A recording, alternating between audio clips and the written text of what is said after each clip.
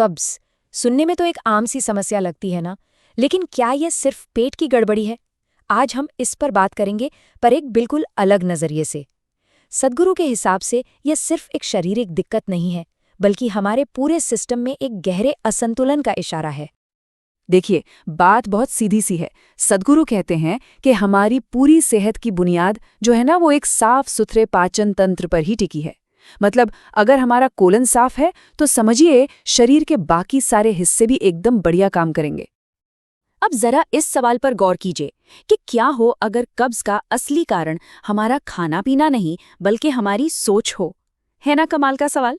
ये हमें एक ऐसी दिशा में सोचने पर मजबूर करता है जिसके बारे में शायद हमने कभी सोचा ही नहीं होगा। अच्छा, तो चलिए अब जरा गहराई में जाते हैं और समझते हैं कि आखिर आज की दुनिया में ये इतनी आम प्रॉब्लम बन कैसे गई है। तो सद्गुरु हमारी आज की खाने पीने की आदतों की तरफ इशारा करते हैं।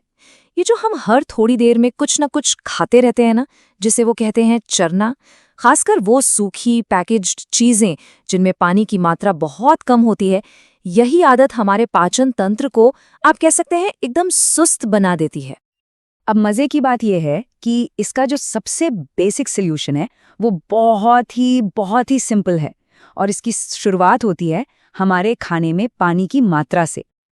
ये स्लाइड देखिए, पूरी कहानी को एकदम साफ कर देती है।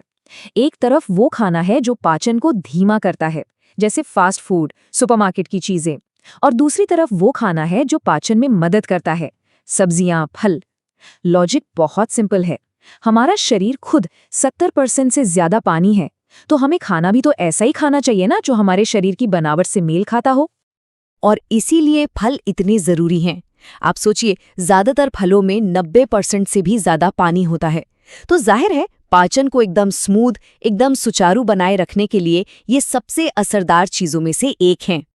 कई बार तो सिर्फ इतना करने से ही, मतलब अपनी डाइट में ताज़े फल, सब्जियां, नट्स और स्प्राउट्स जैसी ज़्यादा पानी वाली चीज़ें शामिल करने से ये समस्या पूरी तरह से ठीक हो सकती है।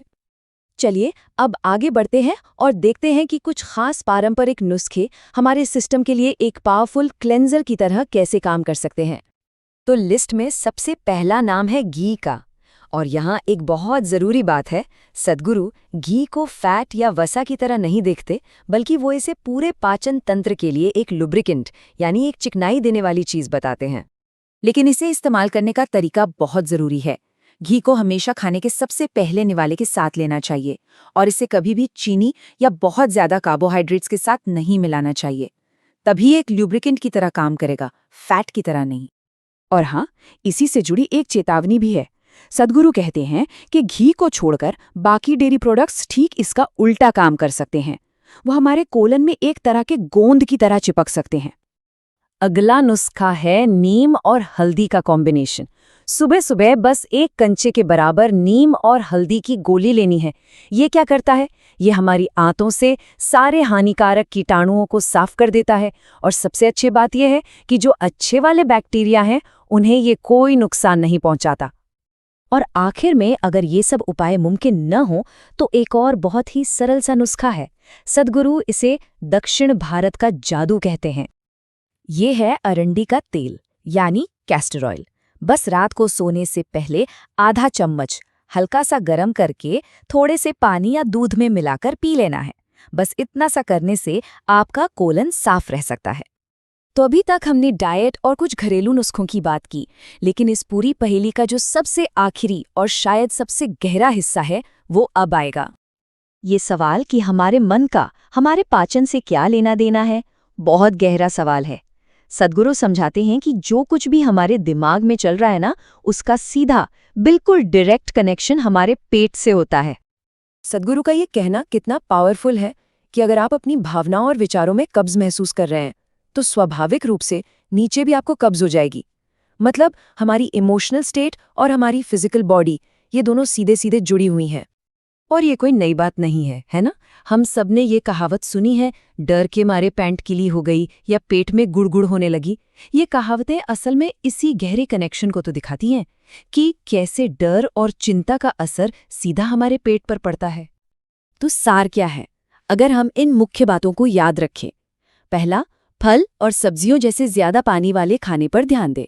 दूसरा, घी का इस्तेमाल एक लुब्रिकेंट की तरह करें, चीनी के साथ नहीं।